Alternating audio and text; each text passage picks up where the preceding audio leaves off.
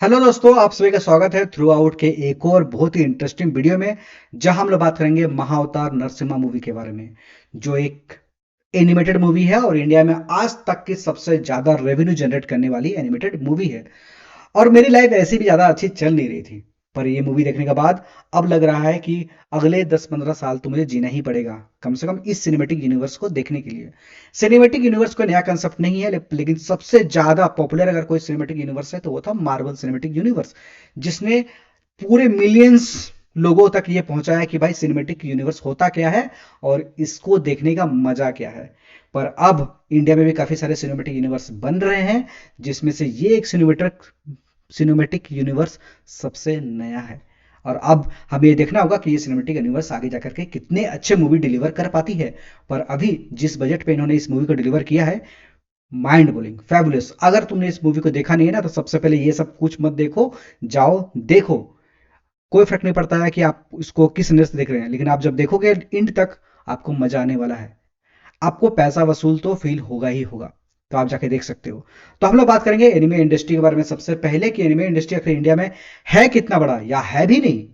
तो सबसे पहले अगर हम लोग आते हैं और हम लोग चेक करते हैं इंटरनेट पे कि एनिमे इंडस्ट्री को लेके, तो इंडिया में क्योंकि कार्टून और एनिमे को लेके बहुत ही ज्यादा कंफ्यूजन है, कि आज भी काफी सारे इंडियन एनिमे को कार्टून की तरह देखते हैं। और आज भी लोग कार्टून्स और एनिमे में फर्क नहीं कर पाते। और करंटली अगर देखा जाए तो इंडियन एनिमी का जो रेवेन्यू है, या फिर कहो कि बिजनेस है, वो 1.89 बिलियन डॉलर है। और ये 2032 तक ये होने वाला है 25 बिलियन डॉलर। और अब ये कैसे पहुंचेगा ये तो एग्जैक्टली पता नहीं, लेकिन इस मूवी ने एक प्रिंट तो छोड़ दिया है कि इस वजह से काफी सारे वो डायरेक्टर और प्रोडक्शन कंपनी अब आएंगी इंडियन एनिमेशन को और पुश करने के लिए। तो आगे देखना होगा कि किस तरह से और नई मूवी आती है एनिमेटेड रिलेटेड। अब सबसे इंटरेस्टिंग बात यह है कि काफी लोग सोचते हैं कि हमारे यहाँ पे इतने ज्यादा टेक्नीशियन नहीं है जो इतने अच्छे से ग्राफिक बना पाए। तो आप बिल्कुल ही गलत है। काफी सारे बड़े बैनर के हॉलीवुड मूवी, जो शायद अगर आपने देखा हो, तो वो सब इंडियन एनिमे यानी कि इंडियन वीएफएक्स आर्टिस्ट ही बनाती है। तो इंडिया में कभी भी आर्टिस्ट या वीएफएक्स स्टूडियो की कभी भी कमी नहीं थी। यहाँ कमी था तो बजट का, और दूसरा इंटरेस्ट का। इंटेंट होना चाहिए ना बनाने के लिए। और जितने इंटेंट से इस बार महा अवतार नरसिम्हा को बनाया गया है, उससे लगता है कि भाई इंटेंट तो था। अब अगर हम लोग यहाँ देख रहे हैं, तो हमें देखने को मिल रहा है कि कई सारे वो बड़े हॉलीवुड मूवी जैसे लाइफ ऑफ पाई, क्या माइंड ब्लोइंग मूवी थी। इंटरस्टेलर मैंने अभी कुछ समय पहले जब रिलीज हुई थी मैंने देखा, वो जो डॉकिंग वाला सीन होता है ना, दिमाग हिला देता है। फिर एवेंजर्स इंड गेम, सभी नाम नाम सुना होगा, थॉर। तो इससे पता चलता है कि इंडिया में कभी भी जो वीएफएक्स आर्टिस्ट या फिर वीएफएक्स कंपनी है उनकी कमी नहीं रही है। यहाँ कमी रही है तो एक प्योर इंटेंशन की। दूसरी बात कि यहाँ पे जो परसेप्शन है पब्लिक में कि ये कार्टून मूवी है, उस परसेप्शन के लिए भी डायरेक्टर और प्रोड्यूसर इस तरह की मूवी बनाने से डरते थे। पर अब जब ये एक ट्राइड एंड टेस्टेड मूवी बाहर निकल के आई है, तो आगे देखना होगा कि इस मूवी को किस तरह से लोग लेती है। अब हम लोग हुम्बाले मूवी प्रोडक्शन ने इस मूवी को रिलीज किया है। अब कई सारे फिगर्स निकल के आ रहे हैं इनके प्रोडक्शन को लेकर के, काफी सारे प्रोडक्शन की इतने पैसे कमा लिए, इतने पैसे कमा लिए, 200 करोड़ कमा लिए। तो देखो इनके वेबसाइट के हिसाब से अभी तक जो अपडेट है वो 175 करोड़ रुपीस के अभी तक इन्होंने अपने वेबसाइट पे अपडेट किया, जो कि 2 दिन पहले का है। और कई सारे अगर वेबसाइट में देखूं तो इसको लेके ये बताया जा रहा है कि वो उन्होंने 200 करोड़ से भी ज्यादा का बजट को क्रॉस कर दिया है। और इस मूवी के बजट को लेके कई सारे वेबसाइट अलग अलग स्पेकुलेशन बता रहे हैं। कोई 4 करोड़ बता रहा है, कहीं 20 करोड़ बताया जा रहा है।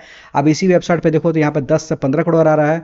जबकि खुद इस मूवी के डायरेक्टर ने कई इंटरव्यू में अभी तक टोटल बजट कितना लगाया था इस बारे में कुछ नहीं कहा है, सिवाय इसके कि इस मूवी को बनाने में उनका घर और उनके सारे पैसे खर्च हो गए थे, यानी कि उनकी घर गिरवी भी रखना पड़ा था उनको। अब जैसे कि इस डेटा के हिसाब से अभी तक मूवी ने करीब 213 करोड़ रुपए कमाया है, जो कि इस कैटेगरी में यानी कि एनिमेट कैटेगरी में आज तक का इंडियन हिस्ट्री में सबसे ज्यादा है। अब ये एक बेंचमार्क तो इन्होंने सेट कर दिया है। अब इस बेंचमार्क को आगे कौन मूवी या कौन से प्रोडक्शन कंपनी तोड़ेगी, ये तो हमें आगे पता चलेगा। और अगर अगर आपको लगता है कि आपको इस तरह के कंटेंट देखना चाहिए, तो भाई जल्दी से सब्सक्राइब कर लो और हमें कमेंट में अगर कोई भी सजेशन देना है तो वो जरूर दो, क्योंकि सजेशन बहुत इंपॉर्टेंट है यार। अब मम्मी पापा को इसका सजेशन नहीं पूछ सकता हूँ, क्योंकि मम्मी पापा मेरे यूट्यूब पे उतने हैं नहीं, आप हैं तो आप बताओ।